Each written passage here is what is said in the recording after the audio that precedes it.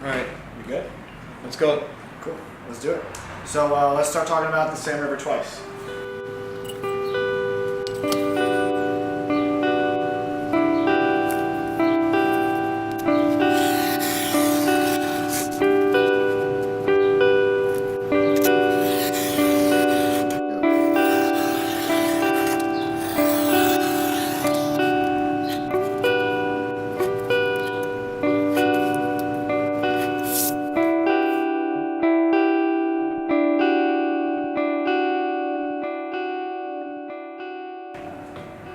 What brought that piece together? The gallery up in just south of Hudson, New York, in Linlithgow, New York, and it's a large space, 15,000 square feet. And she was doing an exhibition, and she asked me to do an exhibition, like to put my work in this space. So we're talking 15,000 square feet. Whenever you get an idea, when people are proposed to show to you, I mean, I'm always running through tons of ideas, sketching this, all kinds of ideas that I go back to my old notebooks. And then it kind of struck me like, I'm living in New York, I'm just from south of that area, and I wanted to do a piece that showed that culture was like moving back up the river.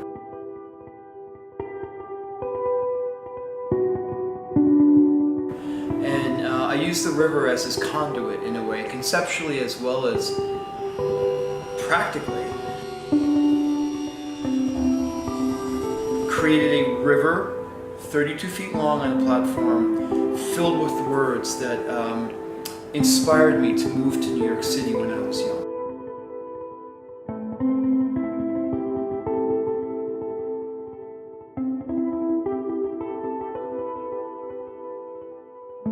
So I come down to the beach in Haverstraw and stare off across the big Haverstraw Bay. And again, I would just hope that the river would float me down to New York. That was really the basis of it. Kind of like the idea of the tide flowing backwards to up past Stony Point, where I'm from, up to Hudson, New York, where the gallery is, which is now a hot area in the art world. And when did the name come into play with the piece? The name came in, funny enough, I think it almost immediately after I thought about the idea. I really like working with titles as well. Titles tend to form, I kind of like formulate title at the same time that I'm formulating like an idea. It doesn't always work out that way, but it seems to help inform my thought process. So I read the quote, the Greek philosopher, and it was like, wow, this is so perfect for me, And the question was for me as well, can I put my feet in the same river twice? Meaning, if I go back, when I moved from upstate New York, it was not the greatest moment of my life. Stare out. Walk around, look for driftwood, shells or something. But this was like an hour at night. It wasn't like that. The majority of my day was slipping further into the hole of depression, I guess it was. I was young, I was desperate, I was bored, I wanted to live here. I just didn't know how to get to New York at that time.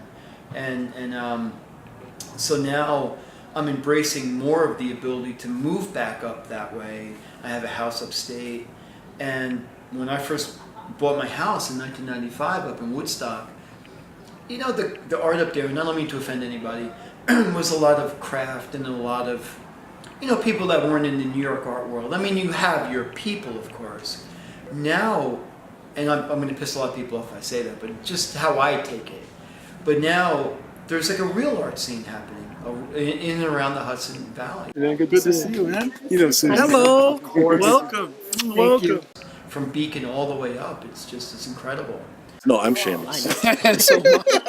So, No, we have that in common. of course we do. That's something we learned that we had that when we were in Finland together. Exactly. Up in the Arctic. Yeah, we were in the Arctic, and we were both, I think we were drinking too much schnapp. Well, at that time I was drinking Lapinkulta, which is a Lapland's gold beer. Oh yeah, well I was drinking the schnapps. It looks like water, but it'll knock your head right off. Well, what else are you going to do up there in the winter? Woo, but it was nice. It was fun. So my question is, can I embrace this art scene because I'm from there? And that's like one of the questions I had. Am I ready to embrace it? Am I the same man that I was in 1985 when I moved back to New York? Hating upstate. Not the upstate itself, but I hated myself for not having the courage and the fortitude to move from upstate. That was really my problem at that time.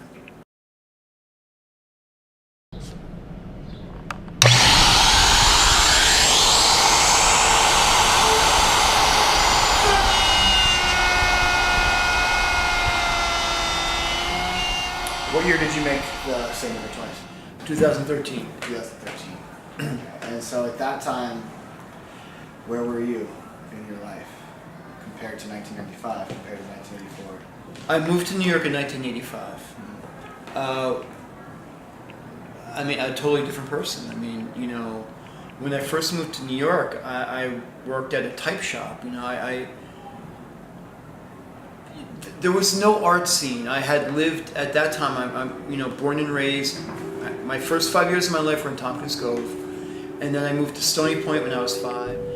Dickens, right? Tale of two cities. A tale of two small towns. It's the best of times. It's the worst of times. Just having my family here, and I mean my aunts and my uncles. We were related to everybody seemingly, or if they weren't, we still called them aunt and uncle. Just having that was, you know.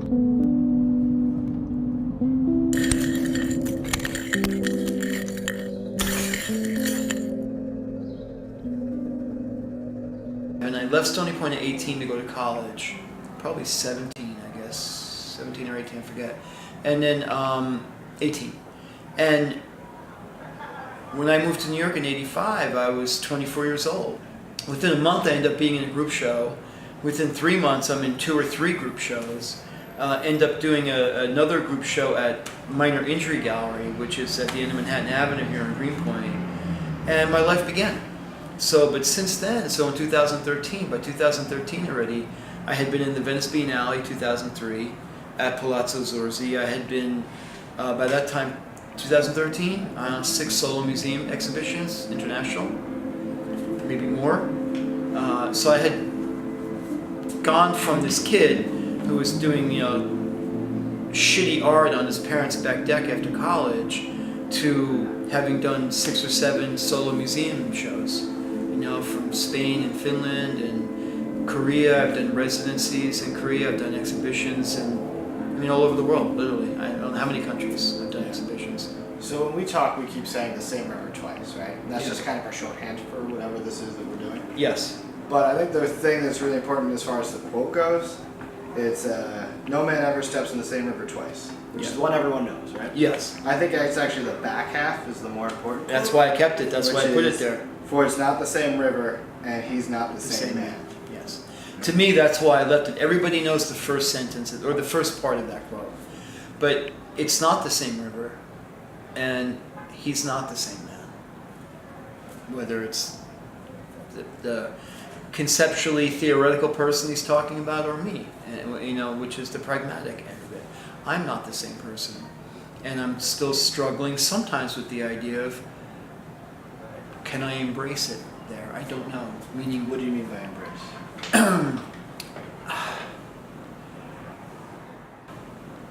New York has this energy, and that's why I moved here. I wanted to embrace the energy of New York. But am I willing now, all these years later, after living in New York for 32 years, have a studio in the country? And I used to think I couldn't. I always thought to myself, I couldn't do it. Some people I know do it, but I always felt like, oh, those poor suckers, man. You know, they gave up. They couldn't fucking hack it anymore, you know? And I don't think that's true. What changed for me was I did a residency at Yaddo, which is an art residency. It's art, music, literature, you know, writers, composers, artists, up in Saratoga Springs, New York. And I did that in 2011, I think it was. And I was in a place called Pigeon House East. That was my studio. I lived and worked in the same part of Pigeon House. And from my art studio, I could overlook the grounds of Yaddo, the mansion, and I really embraced it. Like, it was like, I'm saying the word embrace too much, but it really, I got it. I was like, oh shit, it doesn't matter where the hell I am me. I'm the artist. The city doesn't define my art. I want to define the city.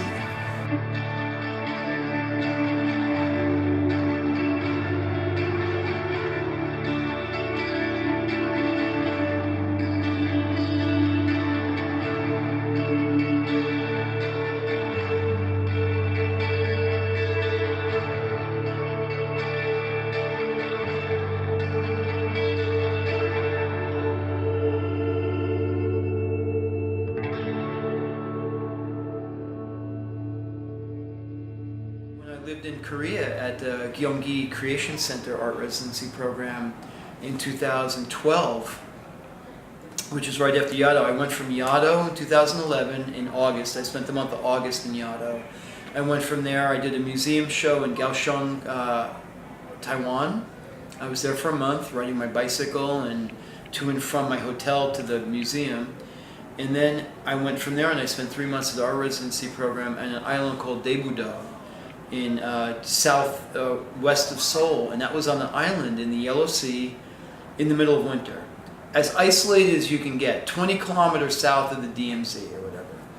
And my work flourished. I was able to cut all the stuff I worry about in New York out of my life and do nothing but my work. It was every day, wake up in the morning to 12 at night, just like I do here. But what happens in New York is everything happens in New York, you know? There's always a distraction, which is a great distraction. Even tonight, as we're filming this thing, my art dealer texted me and said, you know, Richard, you have to go to an opening tonight at a museum. You know, I'm in Venice, Italy right now. Can you go stand in proxy for me? I'm like, I can't do it. And that's every single day. That's every night, you know? Where I'm more of the kind of guy that comes to my studio in the morning, gets all my food in one fell swoop, and just eats it, and then I spend until 11 o'clock at night in the studio. I never leave my studio. I walk from my loft to my art studio.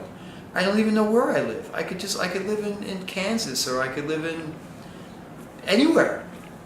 You know, so anyway, that's what I'm trying to like embrace that right now. Yeah, that vibe. Yeah, exactly. So anywhere in the world, Yes, where would you live? if I could. Here.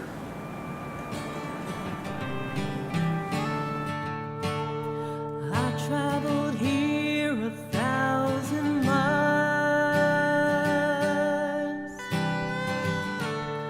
through painful tears and pretend smiles.